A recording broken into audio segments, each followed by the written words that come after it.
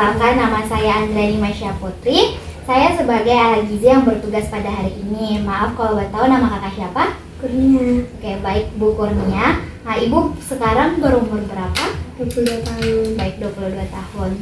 Nah, baik. Pertama-tama izinkan saya untuk menjelaskan proses konseling kita pada hari ini.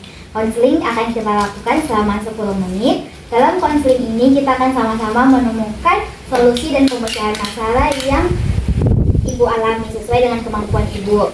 Di sini juga saya akan memberikan informasi dan edukasi yang Ibu butuhkan. Ibu tidak perlu khawatir karena semua data-data dan permasalahan yang Ibu alami akan dirahasiakan. Nah, baik Bu, kalau boleh tahu masalah apa yang bisa saya bantu? Jadi gini Kak, saya itu sebenarnya mau nanya nih, MTASI apa sih yang baik untuk anak saya, karena selama MTASI ini kok berat badan anak saya ini kok stuck gitu, nggak naik-naik. Baik Bu, jadi permasalahannya adalah Ibu merasa kalau anaknya Ibu itu berat badannya nggak naik-naik. Jadi hari ini kita akan fokus untuk membantu memperbaiki MTASI Ibu agar berat badan adiknya naik gitu ya Bu. Nah, kalau boleh tahu nama anaknya siapa ya Bu? Kanaya Muzalana. Oke, baik. Halo Kanaya. Nah, baik Bu, kita akan mencari solusi untuk masalah Kanaya. Tapi sebelumnya izinkan saya untuk memperoleh sedikit data tentang Kanaya Bu. Nah, apakah Kanaya melakukan imunisasi Bu? Posyandu? Iya, dia selalu ikut imunisasi. Nah, apakah kamu punya kartu ibu dan anaknya? Ada? Baik. Sebentar saya lihat dulu ya Bu. Sebentar ya sayang.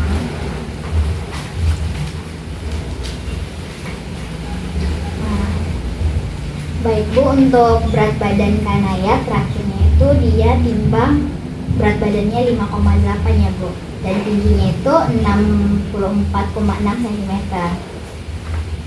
Nah Bu, saya ingin bertanya, apakah Kanaya ASI eksklusif Bu? ASI eksklusif itu adalah minum ASI dari umur 0 sampai 6 bulan. Jadi pas dia lahir itu sebenarnya dia ASI, cuman dia ASI itu cuma sampai 1 bulan karena kemarin saya terkena penyakit mastitis, terus sempat terkena cacar juga, dan akhirnya bayinya minum susu formula. Oh, jadi Kanaya cuma minum susu formula waktu umur dari 1 bulan sampai sekarang. Oke, baik Bu. Nah, melihat dari kartu dari kayanya itu hasilnya itu kalau Kanaya ini status gizinya itu masih kurang karena berat badannya yang rendah, terutama untuk Kanaya yang tidak mendapatkan ASI eksklusif begitu ya Bu. Nah, kalau boleh tahu Kanaya sehari-hari makannya apa ya Bu? Dia palingan pakai nasi, terus sayurnya pakai wortel sama sayur daun kelawar, terus pakai telur juga. Pakai telur juga.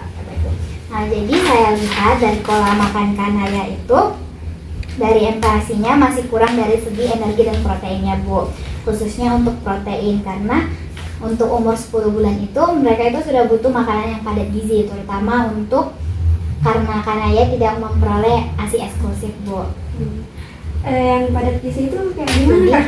Jadi yang padat gizi itu adalah menu makanannya itu sudah mengandung karbohidrat, protein, lemak, vitamin, dan juga mineral Bu. Untuk karbohidratnya sendiri Ibu bisa memperoleh dari nasi, kentang, ubi-ubian, jagung, dan untuk protein itu ada dua, ada protein hewani dan protein nabati. Untuk protein hewani itu ada misalnya ada telur, daging, ikan, sedangkan untuk protein nabatinya itu ada tahu, tempe, dan sayur-sayuran. Dan vitamin dan mineralnya itu Ibu bisa memperoleh dari sayur, dari daging. Untuk porsi sayur dan buahnya itu Bu diberikan sedikit saja, jadi lebih banyaknya itu untuk protein, karena protein itu sangat membantu untuk tumbuh kembang anaknya begitu Bu. Nah, kalau boleh tahu adiknya makannya dalam sehari berapa kali ya Bu? 3 kali sih, pagi, siang, sama. Oh ya, baik. Nah, untuk adiknya makan cemilan nggak Bu? Enggak sih, cuma makan itu saja, terus susu aja. Oke. Untuk susunya minumnya berapa kali Bu? Nggak nentu sih, kalau dia mau ya hanya itu. Nah, untuk pola konsumsinya sendiri tuh, itu udah bagus. Nah, 3 kali dalam sehari, pagi, siang, dan malam. Nah, mungkin adiknya bisa dikasih cemilan, itu cemilannya seperti buah-buahan, Bu. Adiknya suka makan buah apa? Sukanya sih makan buah alpukat. Ya, bisa dikasih untuk cemilannya, bisa dikasih buah alpukat atau pisang atau ubi rebus begitu, Bu. Dan untuk susu formulanya sendiri itu tadi Ibu bilang dikasih setiap mau gitu. Wah, sebaiknya itu dikasihnya itu 2 sampai 3 kali dalam 1 hari di luar dari jam makan, Bu. Kenapa? Nah, karena susu formula itu hanya sebagai tambahan untuk menambah nutrisi, tetap nutrisinya itu paling utama dari makanannya sendiri gitu. Jadi apakah masih ada yang mau tanyakan? Mau nanya sesuatu? Ada mau ditanyakan lagi? Sudah tidak ada lagi ya. Oke.